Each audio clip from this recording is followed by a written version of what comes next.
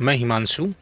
आप सभी जानते हैं 31,277 पदों के सापेक्ष नियुक्ति प्रक्रिया संपन्न हो चुकी है। अभ्यर्थी ज्वाइनिंग भी ले चुके हैं। अब रेगुलर अपने बीएसए कार्यालय जाकर अभ्यर्थी अपना हस्ताक्षर कर रहे हैं, अपनी उपस्थिति दर्ज करा रहे हैं। ये इस बात की ओर संकेत करता है कि अध्यापक के रूप में नियुक्ति हो चुकी है। हालांकि इस नियुक्ति पर सुप्रीम कोर्ट के अंतिम आदेश का एक प्रभाव पड़ेगा, लेकिन कल जिस प्रकार से बातें सामने आईं और कुछ लोगों के द्वारा ये कहा गया कि सरकार ने अपनी कोई गलती मानी है और जो कम मेरिट के अभ्यर्थी उन्हें बाहर किया जाएगा, उसके बाद से जो चयनित अभ्यर्थी हैं 31,277 जो कि नियुक्ति भी पा चुके हैं, उनके मन में भी डर आ गया कि क्या इस प्रकार की चीज़ें संभव हैं और क्या विधिक रूप से इस प्रकार का अधिकार किसी को है कि वह एक बार अभ्यर्थियों को नियुक्ति दे देता है। अभ्यर्थी ज्वाइन कर लेते हैं, उनकी अटेंडेंस लगने लग जाती है एज ए टीचर, उसके बाद उन्हें एहसास होता है कि उन्होंने गलती की और वो चयन को रद्द कर दें और उन्हें बाहर कर दें, तो ये एक बड़ा प्रश्न न्यायालय के सामने आ जाएगा। देखिए, जो 31,277 अभ्यर्थी नियुक्त हुए हैं, उनके नियुक्ति पत्र पर जो आदेश लिखा हुआ है रामशरण मौर्य और सूबेदार सिंह का, सुप्रीम कोर्ट के अंतरिम आदेश के क्रम में हो रहा है और इस पूरी भर्ती पर सुप्रीम कोर्ट के अंतिम आदेश का ही प्रभाव पड़ेगा। अन्य किसी मामले का प्रभाव प्रत्यक्ष रूप से इस नियुक्ति पर पड़ना संभव नहीं है। अब कुछ लोग के द्वारा ये कहा जा रहा है कि ये नियुक्ति रद्द हो जाएगी। संपूर्ण नियुक्ति इसलिए रद्द हो जाएगी क्योंकि कम मेरिट वाले अभ्यर्थी नियुक्ति पा चुके हैं, अधिक मेरिट वाले चयन से बाहर हैं। अधिक मेरिट वाले अभ्यर्थियों का होना चाहिए, इसमें कोई दो राय नहीं है, लेकिन वर्तमान परिप्रेक्ष्य में जिन अभ्यर्थियों की नियुक्ति हो चुकी है उसमें उनका कोई दोष नहीं है। राज्य सरकार अगर कोई गलती करती है तो ये तो पहली बात, उनको कल पता नहीं चला। देखिए, ये भले ही आपके सामने बात आ रही है कि एडवोकेट ने कल ये बात एक्सेप्ट की, अगर एक्सेप्ट की तो फिर जांच क्यों बैठाए हैं। 2-3 सप्ताह तक जांच होगा, उसके बाद नवंबर में डेट लगी है। हो सकता है नवंबर में सरकार कह दे कि जांच के बाद हमने सही पाया। अब ये तो उनकी बात है, हालांकि ये आप सभी जानते हैं कि ये लिस्ट सही है कि या गलत है, लेकिन वर्तमान समय में भले ही लो मेरिट के कुछ कैंडिडेट हैं जिनका चयन हो गया है, तो उसमें उनका कोई रोल नहीं है।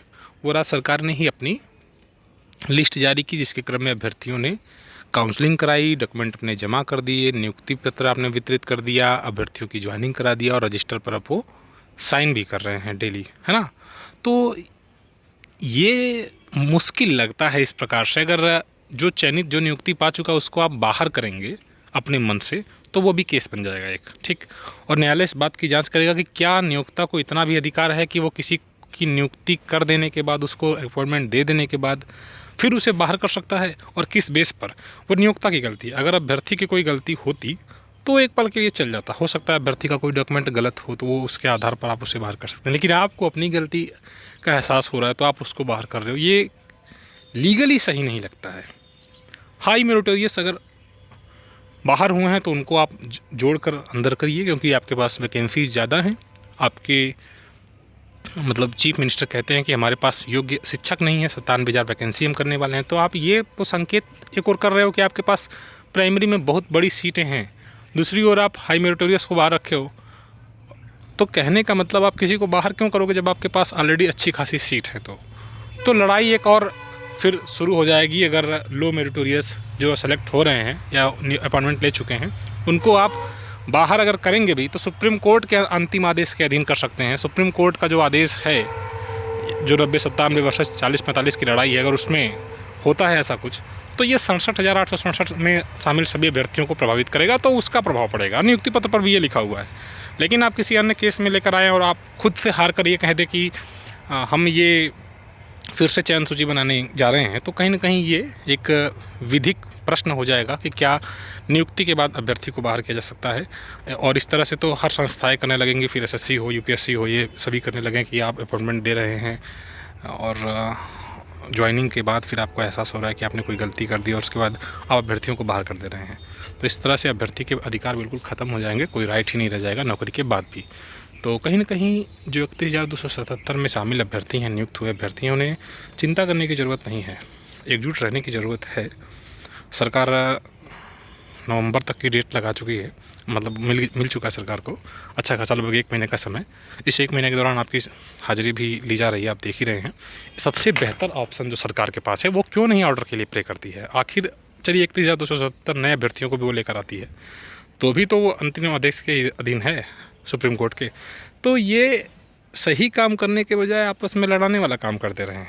अब जो अभ्यर्थी कुछ एकजुट होकर इस मांग के साथ आह्वान कर रहे थे कि चलिए हम सरकार से इस बात के लिए दबाव बनाएं कि सुप्रीम कोर्ट से अंतिम फैसला जल्द से जल्द जजमेंट डिलीवर हो जाए, अब उनमें भी एकजुटता की कमी दिखाई देने लगेगी। 67,867 में जो शामिल हुए 31,000 अभ्यर्थी हैं वो अलग हो जाएंगे।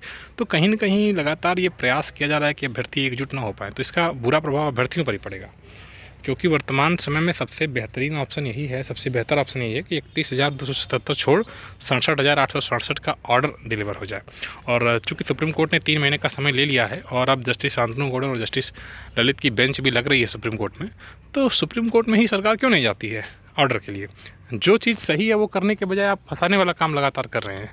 तो अभ्यर्थियों को सोचना चाहिए, और सभी अभ्यर्थियों को, जो भी 67,867 में शामिल अभ्यर्थी हैं, उन्हें इस मांग के साथ अब सरकार के सामने आना चाहिए कि आप इस मैटर पर जल्द से जल्द सुप्रीम कोर्ट का ऑर्डर डिलीवर करवाइए। सुप्रीम कोर्ट का जो अंतिम आदेश होगा हमें वो मान्य होगा।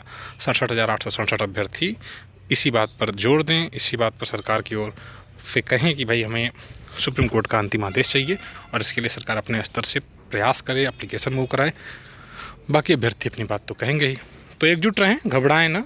यहाँ 1 महीने का समय लगा हुआ है, तो उस मैटर पर आपको ज़्यादा चिंता करने की ज़रूरत नहीं है। जो भी हवा बनाया जा रहा है उससे बचाएं खुद को। और एडवोकेट जनरल ने ऐसी कोई बात नहीं कही है, जहाँ तक जानकारी है। उन्होंने ये बात ज़रूर कहा है कि हम इस मैटर को जांच कर रहे हैं, ठीक है, इस मैटर की जांच कर रहे हैं। लेकिन ये आप कह दें कि आप जो कम गुणांक वाले हैं उनको बाहर कर देंगे और अधिक मेरिटोरियस को अंदर कर देंगे, तो अधिक मेरिटोरियस को अंदर कर दीजिए, लेकिन कम गुणांक वालों को बाहर करने का आपके पास कोई बेस नहीं है, ठीक है। मिलते हैं फिर, थैंक यू।